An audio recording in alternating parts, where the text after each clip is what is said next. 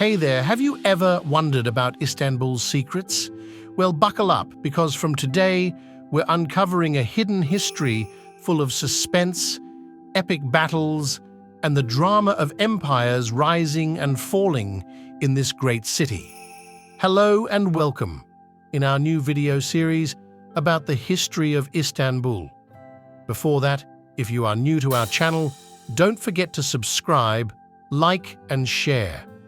Now let's start with a little bit of geography of this city, and then we will talk about its history. Istanbul, nestled in northwestern Turkey, is a powerhouse of history and geography. It sits right on the Bosporus Strait, connecting the Black Sea to the Mediterranean. That's like being the gatekeeper of an ancient highway. And get this, it's not just about defense.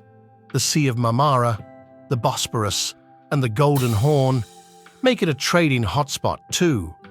Oh, and did I mention the cool islands like Büyükada and Heybeliada that are part of the deal? Now here's a fun fact. Despite the talk of 7 hills, there are more than 50 hills in this city. The tallest one, Idos, is a whopping 537 meters high. But there's a twist, the North Anatolian Fault. Nearby means earthquakes are part of the game. Istanbul's prepping for that, though, with a major facelift in its building codes and infrastructure. It's a city that's not just steeped in history, but also ready for whatever Mother Nature throws its way. Let's take a stroll through Istanbul's incredible journey. Way back in the 6th millennium BCE, Istanbul's historic peninsula was buzzing with life, leading the charge in spreading the Neolithic revolution from the Near East to Europe. Fast forward to around 660 BCE, Greek settlers from Megara roll into town, and boom. Byzantium is born on the European side. Jumping through time, we've got the rise and fall of Constantinople, the heart of the Byzantine Empire. Constantine the Great lays down the blueprint in 324, making it the eastern capital, and bam, Nova Roma is born. But everyone calls it Constantinople, right? Fast forward a bit more, and after some drama with Persians, Athenians, and Romans, we hit the 4th century. Constantine the Great and later Justinian the Great give the city a makeover. Ever heard of Hagia Sophia? Yep, that's from this era. Now the Ottoman era kicks in. Mehmed II revamps the city after conquering it in 1453, turning it into a melting pot and a cultural hotspot. But let's not forget the bumps in the road, wars, plagues, and the decline of the Ottoman Empire. The 20th century brings more twists, revolutions, wars, and the birth of the Turkish Republic in 1923. Istanbul sees modernization, a population boom, and structural changes. It's a city with a story that spans millennia, filled with triumphs, challenges, and a rich tapestry of cultures. Now let's talk about all these eras one by one. First one is mystery of Byzantium's origins.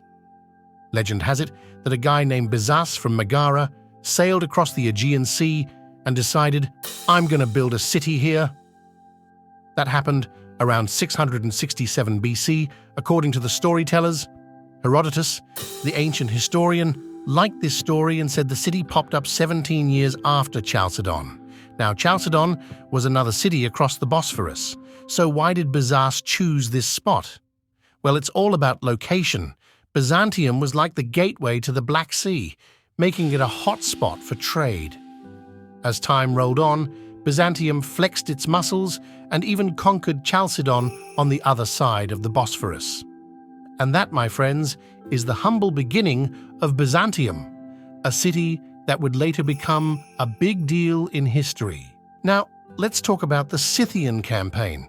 So back in the day, there were these nomadic folks called the Scythians. They were known for roaming around Central Asia, living a nomadic lifestyle. Now, they didn't really set their sights on Byzantium. The Scythians were more into doing their thing up north, around the Black Sea. They weren't the type to go conquering cities like Byzantium. Instead, their campaigns were more about dealing with the lands and peoples to the north of the Black Sea. Darius the Persian big shot, was gearing up for a Scythian campaign, and the Byzantines were like, "Sure, we'll lend you some ships." Initially, they were all sailing along, helping out. But then, the Byzantines had a change of heart.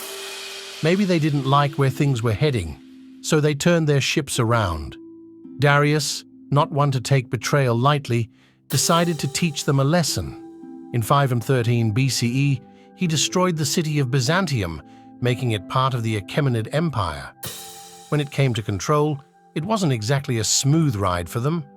Byzantium was a bit of a rebel, not as chill as the other cities in Thrace. But here's the interesting part. Despite the wobbles, Byzantium and its buddy Sestos were like the A-list ports on the European side of the Bosphorus and the Hellespont. That's all for today.